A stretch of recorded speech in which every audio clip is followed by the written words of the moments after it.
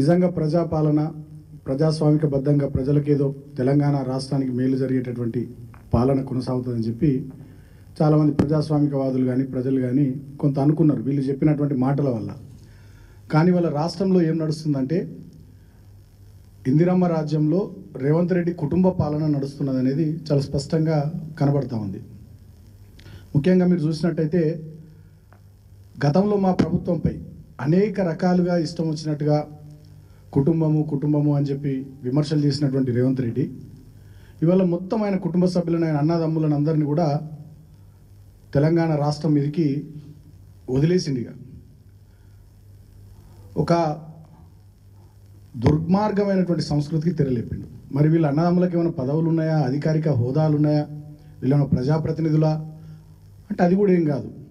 ఈ సాక్షాత్తు assembly committee హాల్లో జరిగినటువంటి మీటింగ్లో స్పీకర్ గారి అధ్యక్షతన అసెంబ్లీ కమిటీ హాల్లో జరిగినటువంటి వికారాబాద్ జిల్లాకు సంబంధించినటువంటి సమీక్షా సమావేశంలో రేవంత్ రెడ్డి వాళ్ళ బ్రదర్ తిరుపతి రెడ్డి కూర్చున్నటువంటి ఈ ఫోటో మీకు చూపిస్తా ఉన్నా. సాక్షాత్తు రాష్ట్ర అసెంబ్లీ కమిటీ హాల్లో స్పీకర్ గారి అధ్యక్షతన జరిగినటువంటి వికారాబాద్ జిల్లా సమీక్షా సమావేశానికి సంబంధించి ముఖ్యమంత్రి సోదరుడు ఆ మీటింగ్లో అధికారికంగా వేదిక మీద కూర్చున్నటువంటి ఫోటోను మీకు చూపిస్తూ ఉన్నా. అదేవిధంగా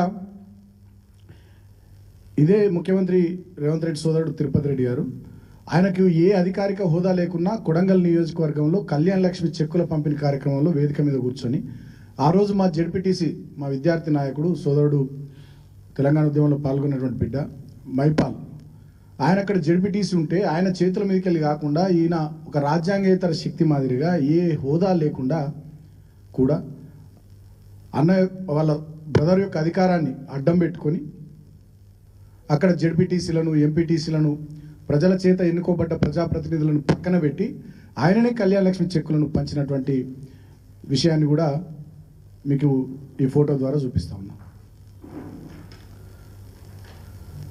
తర్వాత ఇంకొక సోదరుడు కొండల్ రెడ్డి ఈయన ఏకంగా ఒక బృందాన్ని తీసుకొని ఆస్ట్రేలియా పర్యటనకు పోయిండు.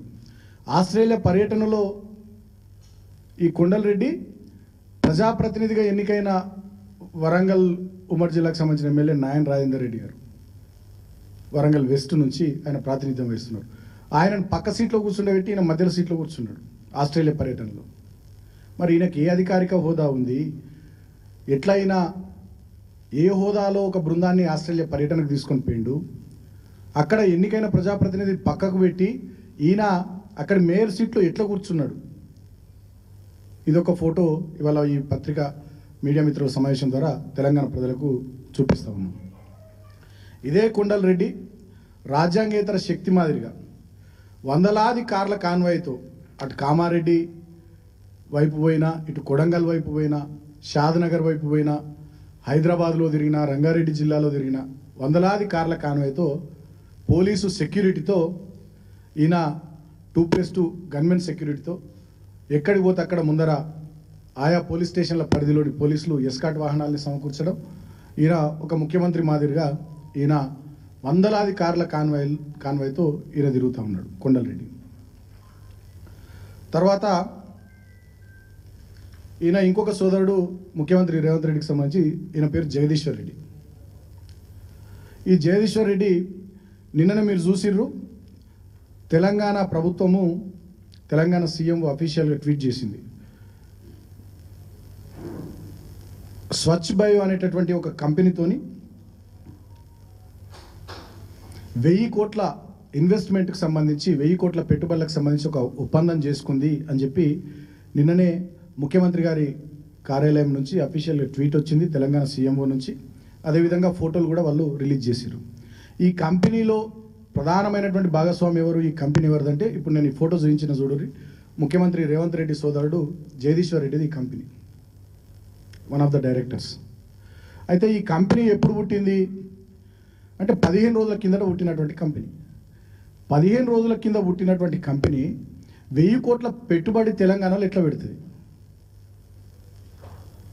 అంటే ఇక్కడనే ఏదైనా ఒప్పందం చేసుకొని ఇక్కడనే ఏదైనా అగ్రిమెంట్ చేసుకొని బయట పెడితే మీరు విలేకరులంతా మీడియా సమావేశంలో ముఖ్యమంత్రిని అడుగుతారని ప్రభుత్వాన్ని అడుగుతారని చెప్పి అమెరికా వేదికగా ఇదేదో పెద్ద గొప్ప కంపెనీ అయినట్టు అమెరికా వేదికగా దీంతో ఒప్పందం చేసుకొని వీళ్ళు చేసినటువంటి ట్వీట్ ఇంకా సిగ్గుచేటైన ట్వీట్ ఏంటంటే దీంట్లో విత్ 1000